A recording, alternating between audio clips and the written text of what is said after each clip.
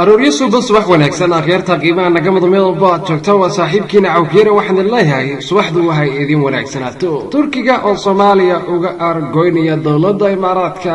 iyo dagaalka Twitterka oo ka bilowday dhageysi wanaagsan sida ay baahiyeen telefishinada dawladaha Carabta waxa axadii shalay ahayd dagaal afka uu dhex maray dawladaha Turkiga iyo Imaaraadka Carabta dagaalkan ayaa waxa uu dhaxeeyay mas'uuliyiin ka kala tirsan labada dawladood kuwa oo isweydaarsaday hadallo kulul kadib markii diblomaasi sare Abu Dhabi uu ku eedeeyay xukuumadda Ankara inaysan ixtiraamaynin madaxbannaanida dawladaha Carabeed ee dariska la wasiirka arrimaha dibadda Imaaraadka Carabta Anwar Kargash ayaa bartiisa Twitterka ku qoray erayo ay kamid ahaayeen xiriirka Carabta iyo Turkiga ma ahan mid aad u wanaagsan waxa uu inta raaciyay dawladda Ankara ma ixtiraamto madaxbannaanida dawladaha Carabeed waxa uu ka dalbaday in Ankara ay nagu tixgeliso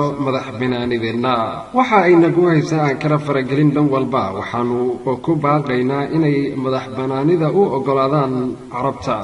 baarlamaanka Turkiga ayaa sidoo kale sheegay in Imaaraadka laga doonayo inay si la mid ah ay madaxbannaani u siiso dawladaha ay ka mid yihiin Soomaaliya xildhibaan Ahmed Brad Kanka oo ah xildhibaan ka tirsan xisbiga cadaaladda iyo horumarinta Turkiga AK Bal ayaa ugu yeeray Kargash hadaladiisa kuwa aan waxba ka jirin iyo nasiib daro waxa uu yiri waxa nasiib daro in Kargash uu dusha saarto dhammaan dawladaha Carabta uma hadli karo Carabta cidna kama aqbalayso in fal ay sameysay Imaaraadka ku xal raadiso dawladaha Carabta xildhibaanka ayaa yiri wasiir Kargash wuxuu kaliya ka hadli karaa waddanka uu batalo waa inuu ogaado booskiisa marka la eego waxa uu inta raaciyay waxaan leenahay saaxiibo badan oo wadamada Carabta waxaan la shaqeynaa wadamo badan oo Carabta sida awgeed dhihi karayo dawladaha Carabeed kaliya ka hadlo tan Imaaraadka Carabta dhacdo kale dawladda Turkiga ayaa aad uga careysan faragelinta ay dawladda Imaaraadka ku hayso madaxbannaanida Soomaaliya waxa uuna dagaalka labada dawladood u muuqdaa